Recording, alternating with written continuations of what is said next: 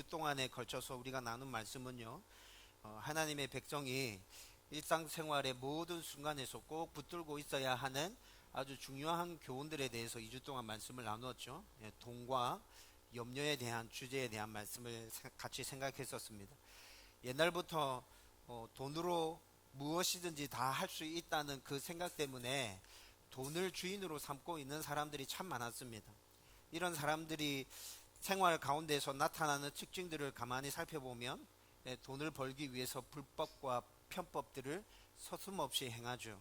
그리고 사람들보다 항상 돈을 먼저 중요하게 생각하고 있고, 인간으로서 갖추고 있어야 할 그 인간의 존엄성과 양심까지도 다 팔아버리고 돈을 벌기 위해서 발버둥 치는 모습들을 그들 가운데서 발견할 수 있게 됩니다. 그래서 많은 돈을 벌었고 그 돈을 가지고 편안한 생활들을 하면서 쾌락을 즐기고 있지만, 돈이 많다는 것, 그것을 제외하면 그들의 삶이 그렇게 부러워 보이지 않습니다. 여러분, 우리는 최근에 이 사실들을 대기업 회장들의 갑질들을 통해서 보고 있잖아요. 가족들 간에 돈을 놓고 벌어지는 끊임없는 그 분쟁과 다툼들, 여러분 보기 좋습니까? 생각 없이 살아가는 듯한 그 자녀들의 사건 사고들, 돈을 벌기 위해서 불법을 저질렀구나라는 정황들에 대한 추측을 가능케 하는 그런 일들이 계속 쏟아져 나오고 있죠. 사람을 대하는 데 있어서 정상적이지 못한 사고방식들, 그들의 모습 가운데서 발견되어지지 않습니까? 잘못했음에도 불구하고 사과하지 않고 돈으로 모든 일들을 해결하려고 하는 그들의 모습을 보면서 참 한심하고 딱하다는 생각이 들기도 하죠.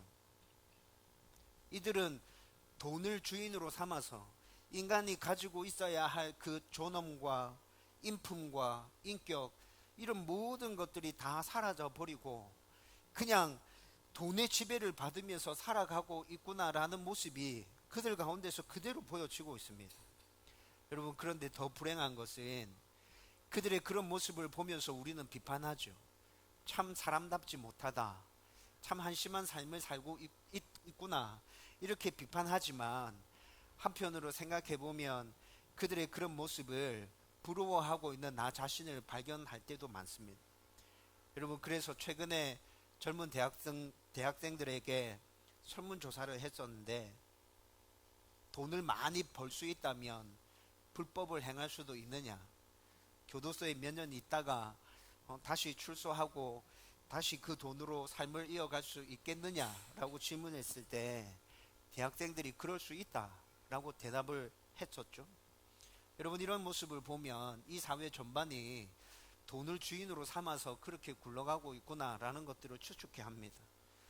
하지만 성경은 우리에게 분명하게 말씀해 주고 있습니다. 돈이 너희의 주인이 아니다. 하나님이 너희의 주인이다. 돈으로 너희들이 주인을 삼게 된다면 너희들의 삶은 비참하고 끝내 망하게 될 거다. 너희들의 삶 가운데 불법과 편법이 끊이지 않을 것이고 다툼과 분쟁, 사건과 사고들의 소식이 끊이지 않을 것이다. 성경이 이렇게 말씀해 주고 있잖아요. 그러면서 분명하게 선언해 주십니다. 너희의 좋은 아버지 되시는, 너희의 진정한 주인 되시는 하나님을 붙들고 그 하나님을 주인 삼아라. 하나님께서 너희들의 모든 것들을 다 책임져 주신다. 하나님께서 너희들 가운데 평안과 행복을 주실 것이다. 성경이 분명히 우리에게 그렇게 말씀해 주고 있죠. 돈을 주인 삼지 않음으로 인해서 우리 가운데 불안과 걱정과 염려들이 생겨납니다. 그것에 대해서는 뭐라 말씀해 주십니까? 염려하지 마라. 염려하지 마라. 사람들이 돈으로 모든 것 다 할 수 있다 생각하는 거, 그거 잘못된 생각이다. 그렇지 않다. 돈으로 할 수 없는 것 정말 많아. 너희들이 나를 주인으로 삼게 된다면 너희들에게 필요한 모든 것 내가 다 알아서 채워줄 거야. 너희들은 단지 그의 나라와 그의 의를 구해. 나의 나라와 나의 의를 구해. 그러면 내가 너희들의 삶을 책임져 줄게. 여러분, 성경에서 하나님께서 우리에게 이렇게 말씀해 주고 있지 않습니까? 지난주 설교를 여러분들과 함께 나누고 난 다음에 결론 부분에서 교회와 가족들과 관련되어져 있는 저의 염려와 고민에 대해서 말씀드렸었습니다. 그리고 그 염려와 걱정으로 계속 기도하던 중에 나의 염려와 걱정을 구하는 것보다 먼저 하나님의 나라와 그의 의를 구하는 것이 내 삶에 있어서 모든 면에서 더 효과적이고 더 복된 삶을 살아가는 것이구나, 그런 것들을 경험하게 되었다고 말씀드렸죠. 아마 여러분들도 지금 염려하고 근심하고 걱정하고 있는 일들이 있을 것이라 생각됩니다. 여러분, 그 염려와 걱정을 가지고 하나님께 나아가서 기도하십시오. 하나님께 나아가서 기도하십시오. 하나님께 나아가서 기도하십시오. 여러분, 왜 염려하고 걱정하면서 기도하지 않고 있습니까? 그리고 그렇게 하나님께 나아가서 기도하실 때 여러분들의 염려와 걱정을 먼저 구하기보다 그의 나라와 그의 의를 먼저 구하십시오. 여러분, 우리가 이렇게 기도해야 하는 이유는 기도를 자신의 소원을 이루며 복을 받는 수단으로 이용하는 성도들이 너무 많기 때문입니다. 그래서 하나님께서 그의 나라와 그의 의를 먼저 구하라고 말씀해 주셨다는 생각이 듭니다. 수단으로 이용하지 말고 나와의 교제로 그렇게 기도하면 나에게 나올 수 없겠니? 나를 신뢰하고 나를 붙들고 그렇게 나에게 나올 수 없겠니? 그러면 내가 너희들에게 필요한 모든 것 다 채워줄 텐데. 여러분, 우리의 필요, 기대, 바람 이런 것 가지고 하나님께 나아가서 기도해야 하지만 그보다 먼저 그의 나라와 그의 의를 구하면서 기도하는 진짜 하나님의 백성, 내가 그런 진짜 하나님의 백성 되어야겠다 마음에 작정하고 그렇게 하나님께 나아가는 저와 여러분들 되기를 주님의 이름으로 축원드립니다. 이제 오늘 말씀을 통해서 제가 여러분들과 함께 나누려고 하는 말씀은 하나님의 백성이 모든 순간에 꼭 붙들고 있어야 할 그 중요한 교훈들 중에서 다른 사람들과의 관계에서 어떻게 해야 하는지 오늘 말씀이 우리에게 얘기해 주고 있습니다. 여러분, 2주 동안 우리가 돈과 염려에 대해서 함께 말씀을 나누었는데, 돈과 염려에 대한 말씀은 다른 사람과는 상관없는 나 스스로의 문제였습니다.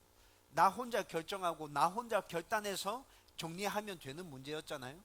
그런데 오늘 여러분들과 함께 나누려고 하는 이 말씀은 나 혼자서는 해결되어지지 않는 다른 사람들과의 관계에서 발생하는 문제에 대해서 예수님께서 말씀해 주고 계시는 것이죠. 그러면서 오늘 말씀의 핵심으로 다른 사람들에 대해서 험담하지 말라라고 주님께서 말씀해 주십니다. 여러분, 1절 말씀 같이 한번 읽겠습니다. 다 같이 읽읍시다. 시작. 비판을 받지 아니하려거든 비판하지 말라. 아멘. 여러분, 이 말씀을 헬라어 원문으로 살펴보면 아주 강한 명령형으로 되어져 있습니다. 설득하는 게 아닙니다. 권유하는 게 아닙니다. 절대로 하지 말라고 명령하고 있는 것입니다. 여러분, 이렇게 강한 명령으로 비판하지 말라고 주님께서 말씀하시는 데는 이유가 있습니다.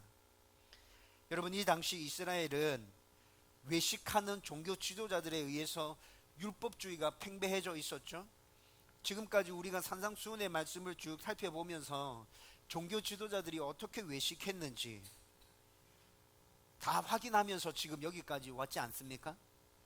아주 잘게 쪼갠 그 율법 조항들을 이스라엘 백성들에게 지킬 것에 대해서 요구하면서 이스라엘 백성들의 전체 삶을 아주 피폐하게 만들어 버렸죠.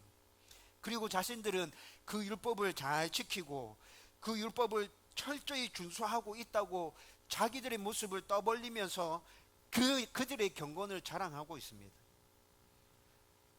사회 전체적인 분위기가 이렇다 보니까 율법을 지키지 못하는 자들에 대한 정죄가 흔하게 일어나고 있었습니다. 그러면서 비판과 험담이 이스라엘 백성들 삶 전체에 아주 깊숙하게 스며들어 있었어요.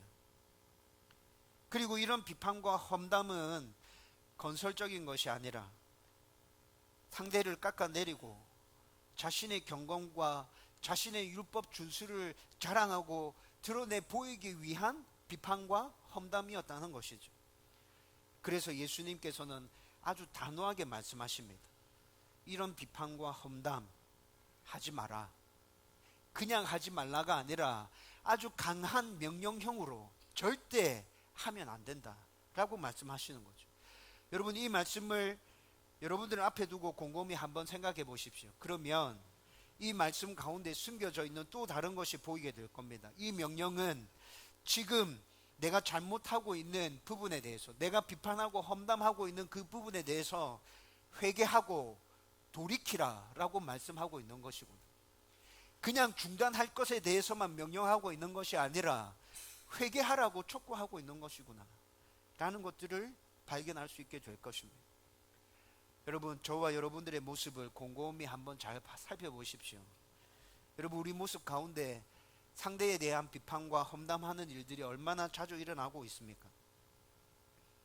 오늘 이 부분에 대해서 여러분들과 함께 깊이 생각을 나누려고 하는데, 그 전에 분명히 해두어야 할 것은, 우리가 지금 생각하려고 하고 있는 이 비판은 나를 드러내기 위해서, 나를 자랑하기 위해서, 다른 사람들과 비교해서 다른 사람들을 깎아내리는 것, 그런 것들에 대해서 말씀하고 있는 것이죠. 여러분, 성경에서는 성경적인 비판, 건설적인 비판에 대해서도 말씀해 주고 있습니다. 개인이든 사회든 교회든 어떤 공동체든 건설적인 비판이 우리 가운데 있어야 그 공동체와 그 개인은 발전하고 변화될 수 있을 것입니다. 좋은 게 좋은 거라고 그냥 잘못된 것이 보이는데 다 품어주고 이해해주고 넘어가기만 한다면, 여러분, 그 공동체 안에 공의와 정의는 어떻게 세워집니까? 그 공동체가 더 나아지고 발전된 모습을 어떻게 기대할 수 있습니까? 우리가 지금 나누려고 하는 비판과 험담은 이런 건설적이고 성경에서 해야 될 비판, 험담에 대해서 함께 나누는 것이 아니라 나 자신을 드러내는 비판과 험담에 대해서 얘기하려고 하는 것입니다. 건설적인 비판과 성경적인 비판에 대해서는 잠시 뒤에 따로 한번 생각해 보십시다. 그런데 좀 전에 제가 말씀드린 것처럼 남을 깎아내리고 그 깎아내린 그 사람과 나를 비교해서 상대적으로 나은 나를 드러내 보이려고 하는 이 비판과 험담을 저와 여러분들이 정말 많이 하고 있다는 것입니다. 제 모습 속에서 이런 모습들을 정말 많이 발견하게 됩니다. 여러분, 몇 주 전에 6장 말씀을 함께 나누면서 맹세와 관련된 부분들 함께 말씀을 나누었죠. 그 맹세와 관련된 부분들 말씀을 나누면서 자기의에 대해서 설명해 드렸습니다. 자기의는 나는 다른 사람보다 괜찮아, 나는 의로워, 나는 다른 사람들과 비교해 봤을 때 그래도 내가 좀 더 나아라는 그 생각을 자기의라고 말씀드렸죠. 그리고 제가 자기의가 강하다고 말씀드렸습니다. 그리고 자기의가 강한 사람은 다른 사람들에 대해서 비판하고 험담하는 일들이 잦다고 말씀드렸습니다. 여러분, 제가 사역자가 되기로 결정하고 난 다음에 제 마음에 하나 각오한 것이 있습니다.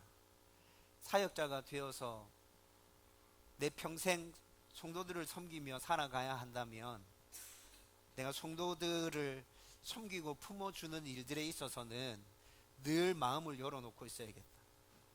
성도들을 품어주고 섬기는 일에 있어서 조금이라도 마음을 닫아버리면 안 될 것 같다. 그런 생각들을 하고 그런 결단들을 했었죠.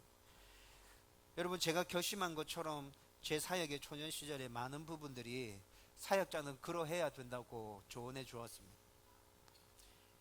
그래서 힘들 때도 있지만 복음서에 목자와 양의 비유가 나타나고 있잖아요. 좋은 목자가 어떤 목자인지에 대해서 예수님께서 말씀해 주셨죠.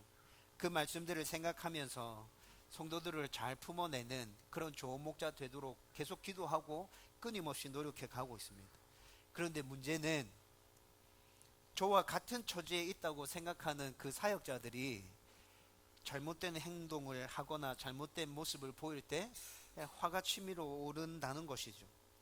특히나 사역자들이 사람을 이용하려고 하는 모습을 볼 때 장꾀를 부리고 성경적인 방법이 아니라 세상적인 방법으로 일을 처리하려고 하는 모습을 볼 때 제 안에 화가 정말 많이 생겨납니다. 한두 번 이런 모습이 보이면 그냥 그럴 수도 있지, 나도 그런데 라고 생각하고 넘어가려고 하지만, 그 사람 가운데서 계속 그런 모습이 보인다면 그 사람을 가까이 하지 않으려고 합니다. 여러분, 제가 맺고 끊는 게 좀 분명합니다. 그래서 그런 사람들 정말 가까이 하지 않으려고 매몰차게 끊어버립니다.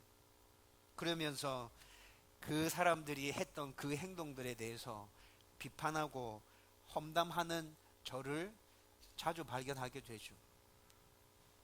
그 문제가 된 그 행동들을 비판하고 험담하면서 나는 그렇지 않아 라는 것들을 드러내고 있는 나 자신을 발견하게 된다는 것입니다.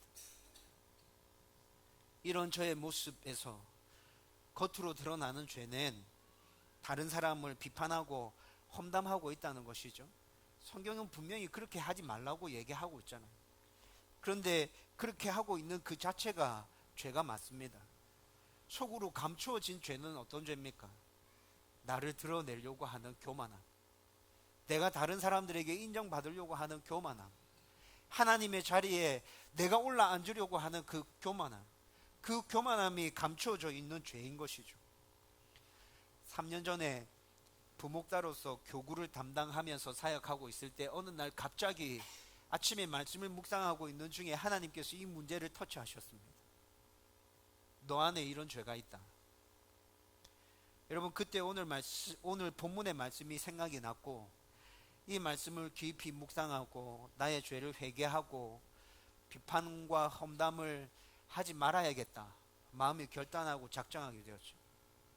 그리고 성경 겉표지에 오늘 본문의 말씀 1절부터 6절까지의 말씀을 메모지에 기록하고 몇 달 동안 성경 겉표지에다가 이 말씀을 붙여놓고 매일 순간순간 읽으면서 다짐하고 그러한 삶을 살았었습니다.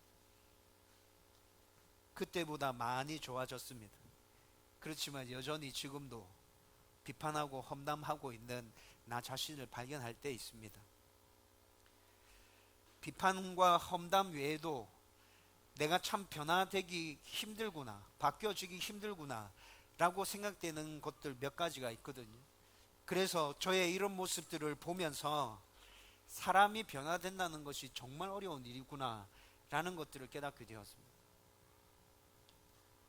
그러면서 말씀을 붙들고 포기하지 않고 몸부림치는 그 삶이 하나님의 백성으로서 이 땅 가운데 살아가는 성도들에게 요구되어지는 제일 중요한 것이다 라는 결론에 도달하게 되었죠.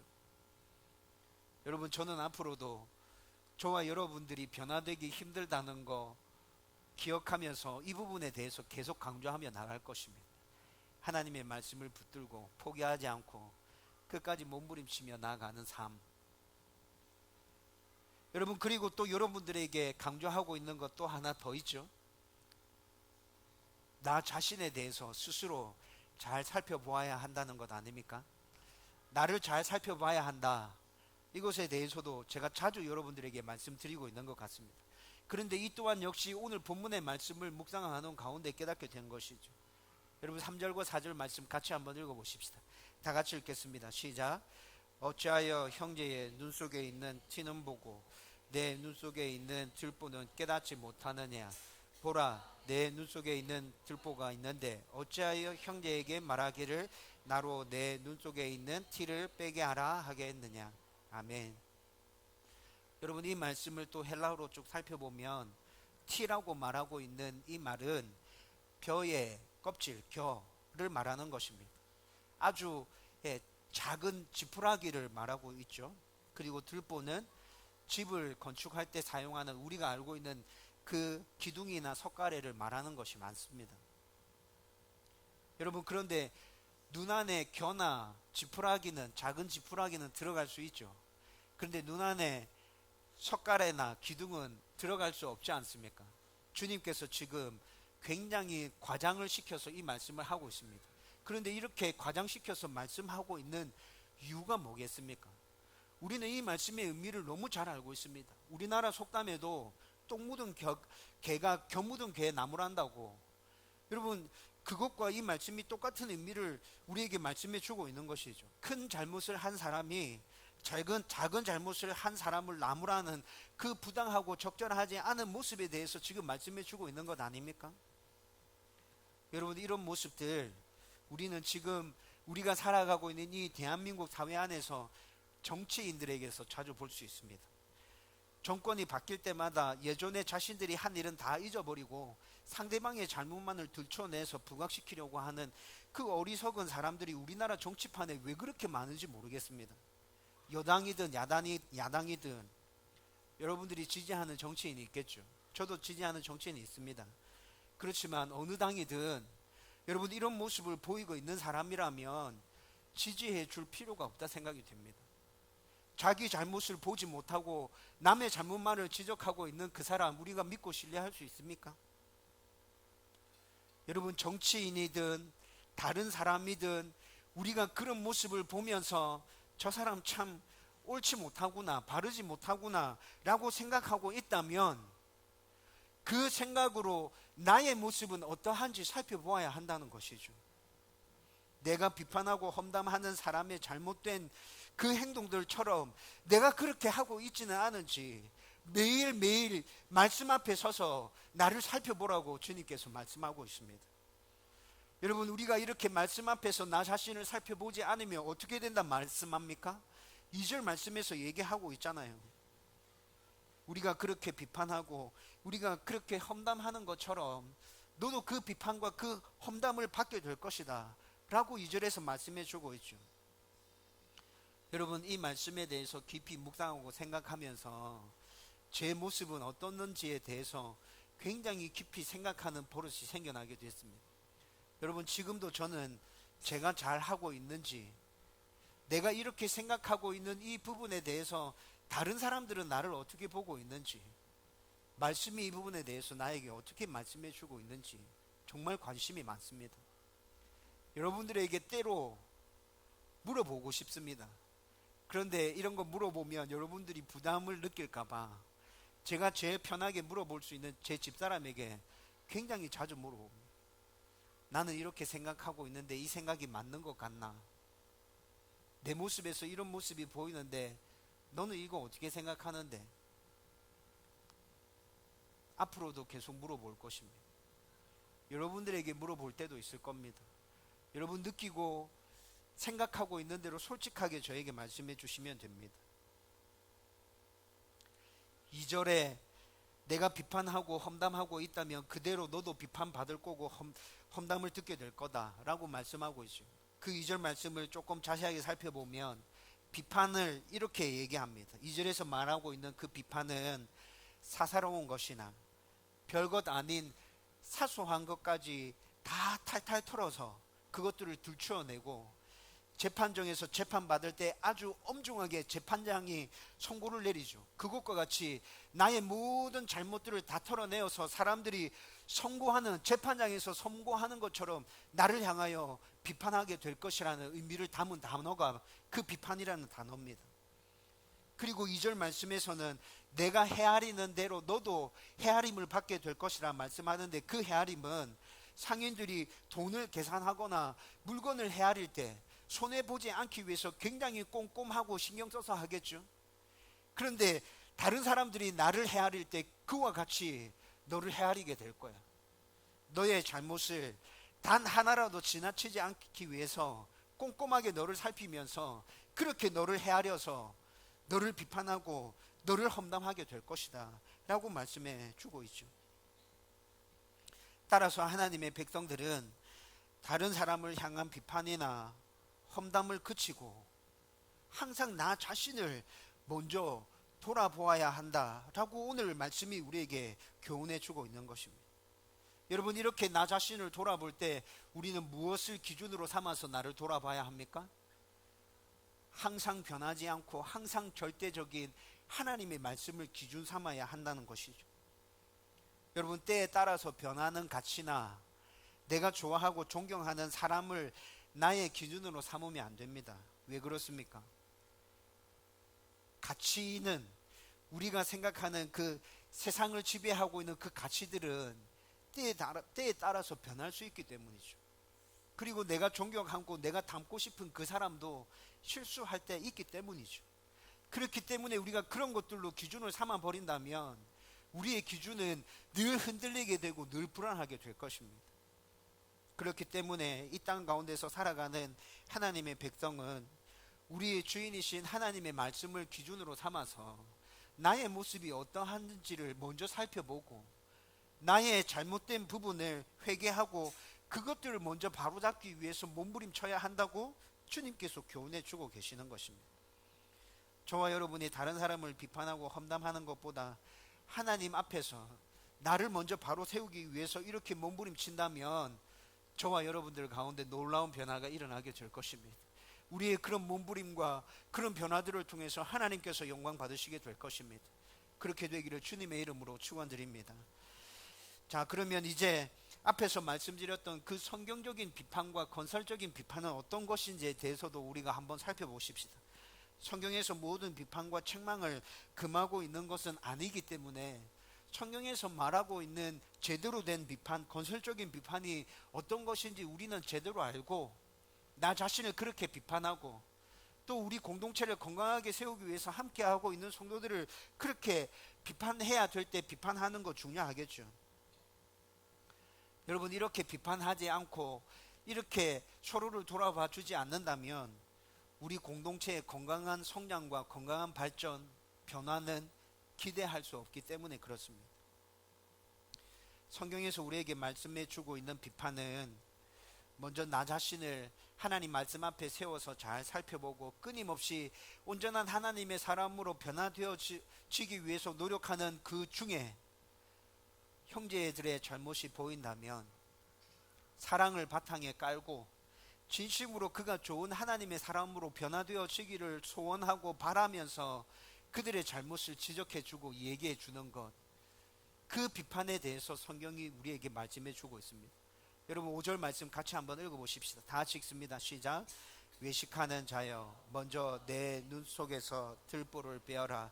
그 후에야 밝히 보고 형제의 눈 속에서 티를 빼리라. 아멘. 여러분, 이 말씀에서는 분명히 내 눈 속에 있는 들보를 먼저 빼내고 형제에 있는 티를 빼라고 말씀하고 있죠. 이 말씀의 이 의미대로라면 다른 사람의 잘못에 대해서 비판하고 책망하는 것을 아예 금지하고 있는 것은 아니라는 것을 확인할 수 있습니다.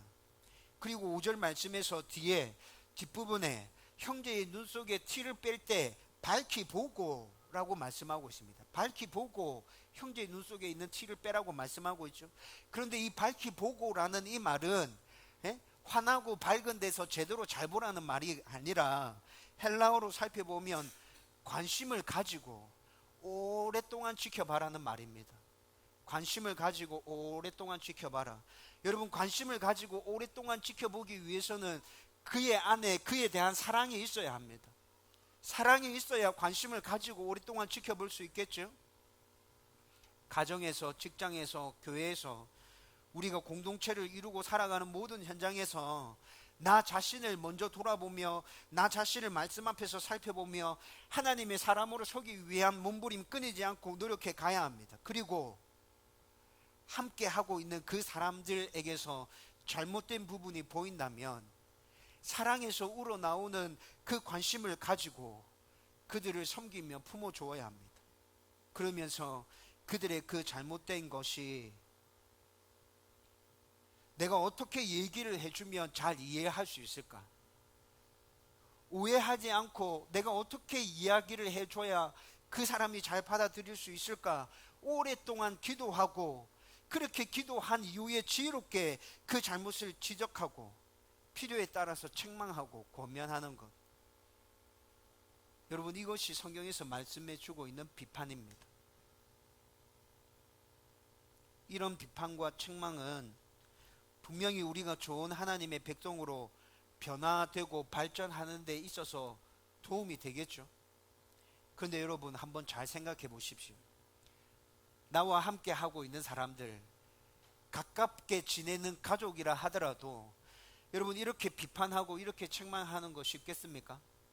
교회 안에서 함께 하고 있는 성도들을 이렇게 비판하고 책망하는 거 쉽겠습니까? 너무너무 어렵죠. 나 자신을 잘 살펴보는 것도 어렵습니다. 상대를 진심으로 사랑하는 것도 어렵습니다. 상대방의 잘못에 대해서 지혜롭게 잘 이야기해 주는 것도 어렵습니다.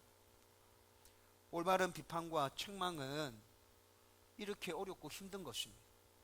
그렇기 때문에 비판은 쉽게 함부로 재미삼아 가십거리로 시간 보내기로 그렇게 할 수 있는 게 절대 아니라는 것이죠. 그리고 오늘 6절 말씀에서는 오늘 우리가 함께 나누고 있는 이 비판과 험담에 대해서 전혀 다른 주제에 대해서 말씀해 주고 있는 것 같지만 그렇지 않습니다. 6절 말씀에 이렇게 얘기하고 있잖아요. 거룩한 것을 개에게 주지 말며 너희 진주를 돼지 앞에 던지지 말라. 그들이 그것을 발로 밟고 돌이켜 너희를 찢어 상하게 할까 염려하라. 여러분, 이 말이 오늘 비판과 험담이라는 이 주제와 어떻게 연결되죠? 여러분, 좀 전에 말씀드렸던 것처럼 올바른 비판과 올바르게 책망하고 올바르게 권면하는 것이 그런 것이라면 너무 힘들구나, 나는 할 수 없구나, 안 해야겠다, 형제의 잘못이 보여도 말하지 말아야겠다, 내 가족들의 잘못이 보인다 하더라도 진짜 제대로 된 비판과 책망이 그런 것이라면 그냥 내가 입 닫고 있어야겠다라는 생각이 들죠. 그런데 그 부분에 대해서 6절 말씀이 얘기해 주고 있습니다. 아니, 그렇게 하지 마. 그렇게 하면 안 돼. 거룩한 것을 개에게 던지지 말라고 합니다. 여러분, 형제들의 발전과 나의 발전을 위해서 정상적으로 비판해주고 책망해주는 것은 거룩한 것입니다. 하나님 앞에서 온전한 백성으로 서기 위해서 필요한 것이죠. 그런데 그 거룩한 것을 너에게 부담이 된다고 해서 포기하지 마. 그걸 버리지 마.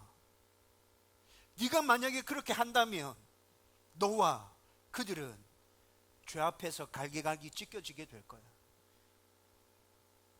그래서 6절 말씀이 우리에게 얘기해 주고 있는 것은 영적인 분별력을 가지라는 말씀입니다.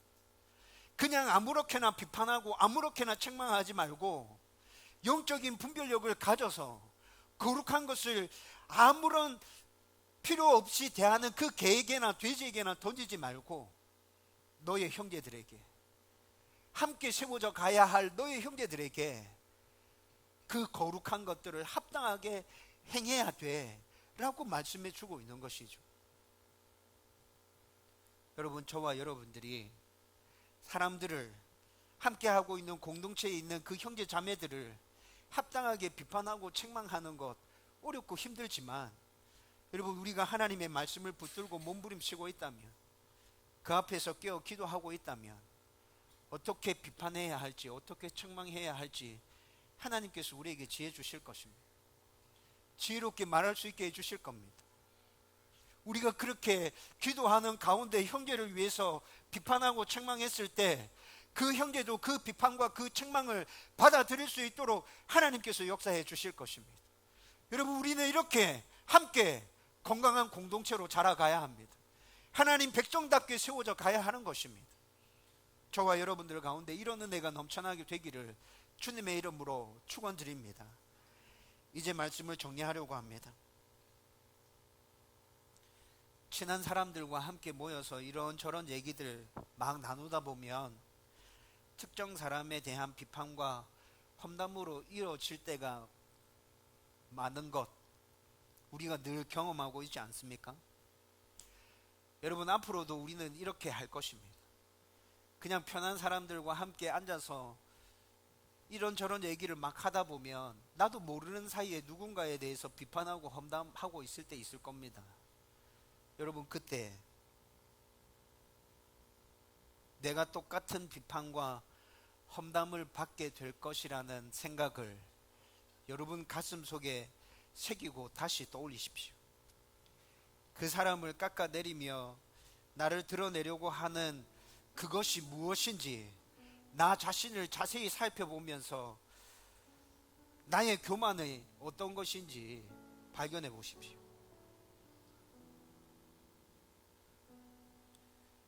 이렇게 고민하고 생각하고 치열하게 몸부림치면서 내 안에 있는 것이 이런 것이구나 라고 깨달아졌다면 여러분, 그것을 하나님 앞으로 가지고 나가서 회개하십시오.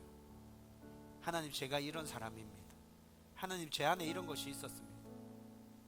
그래서 다른 형제들에 대해서 비판하고 험담하고 있었습니다.